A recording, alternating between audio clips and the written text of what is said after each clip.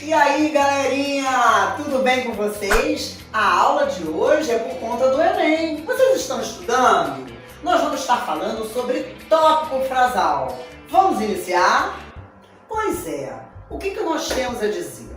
Ao pensarmos na estrutura de uma redação, é necessário ter em mente alguns pontos para que ela fique clara e objetiva, facilitando a interpretação do leitor e a escrita do autor. É chamado de tópico frasal uma parte da organização do texto que tem como função introduzir a ideia central do parágrafo de desenvolvimento. Para entendermos melhor, é necessário, primeiramente, conhecer a estrutura de uma redação argumentativa. Antes de produzir o texto, é preciso elaborar um projeto, obrigatoriamente, que deve conter introdução, desenvolvimento e conclusão. O tópico frasal faz parte do desenvolvimento do texto, sendo ele a ideia resumida do assunto que será abordado. Dessa forma, ele é a primeira frase que aparecerá logo no primeiro parágrafo, no início, como cartão de visita, não devendo ser extenso e devendo conter somente uma ideia central. Dessa forma, a frase indicará ao leitor qual assunto a ser desenvolvido, deixando o texto bem mais organizado e facilitando o encadeamento das ideias. Para produzir o tópico frasal, o autor deve primeiramente atentar-se ao projeto de texto, para que ele tenha simplesmente em mente quais serão as ideias debatidas em cada parágrafo do seu desenvolvimento. Após essa organização, é preciso que o autor sintetize o assunto de maneira clara e objetiva, introduzindo o ponto a ser discutido no seu parágrafo. Resumidamente, o autor deve apresentar o assunto que será discorrido, de forma a argumentá-lo nos próximos períodos. A seguir, analisaremos alguns exemplos de uso de tópico frasal em redações que foram nota 1000 no Enem. Vamos começar. Exemplo 1 foi de Pedro. Em primeira análise, é lícito postular que a informação é um bem de valor social, o qual é responsável por modular a cosmovisão antropológica pessoal e influenciar os processos de decisão humana. Nesse raciocínio, as notícias e acontecimentos que chegam ao indivíduo exercem forte poder sobre tal, estimulando ou suprimindo sentimentos como empatia, medo e insegurança. É factual, portanto, que a capacidade de selecionar, via algoritmos, as reportagens e artigos que serão vistos por determinado público constitui ameaça à liberdade de pensamento crítico. Nesse primeiro exemplo, podemos visualizar o tópico frasal, extremamente destacado.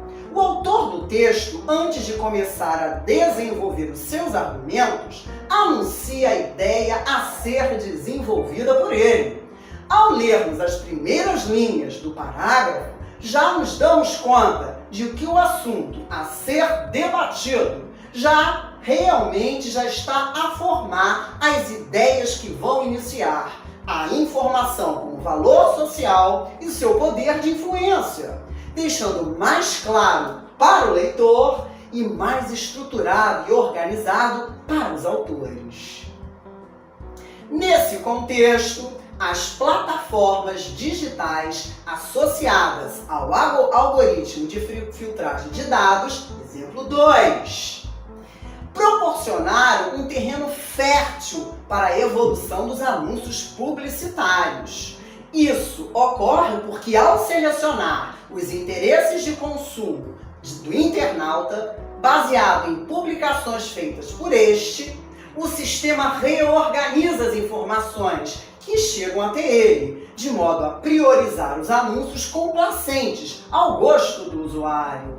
Nesse viés, há uma pretensa sensação de liberdade de escolha, teorizada pela Escola de Frankfurt, já que todos os dados adquiridos estão sujeitos à coerção econômica. Dessa forma, há um bombardeio de propagandas que influenciam os hábitos de consumo de quem é atingido, visto que, na maioria das vezes, resulta na aquisição do produto anunciado. Já nesse exemplo, podemos observar que segue a mesma lógica. A autora introduz o assunto do parágrafo e deixa explícito a ideia a ser desenvolvida e argumentada. Sabemos já de início do que trata o parágrafo. Exemplo 3. Em segundo lugar, vale salientar como o controle de dados pela internet vai de encontro à concepção do indivíduo pós-moderno. Isto porque, de acordo com o filósofo pós-estruturalista Stuart Hall, o sujeito inserido na pós-modernidade ele é dotado de múltiplas identidades. Sendo assim, as preferências e ideias das pessoas estão em constante interação, o que pode ser limitado pela prévia seleção de informações comerciais, produtos, entre outros. Por fim, seria negligente não notar como a tentativa de tais algoritmos de criar universos culturais adequados ao gosto do seu usuário cria uma falsa sensação de livre-arbítrio e tolhe os múltiplos interesses e identidade que o sujeito poderia assumir. O mesmo ocorre agora no exemplo 3, em que a autora sintetiza sua ideia antes de começar a argumentá-la, deixando o parágrafo mais fluido, facilitando a interpretação e a linha de raciocínio do leitor. Ao ter em mente a função do tópico frasal, é primordial que ele faça parte da estrutura textual dessa tessitura, pois o seu uso demonstra uma organização e bom manejo do autor ao escrever sobre determinado tema, fazendo com que a redação seja avaliada de maneira positiva. A aula de hoje passa a simplesmente, nesse exato momento, por aqui. Mas nas próximas teremos mais dicas.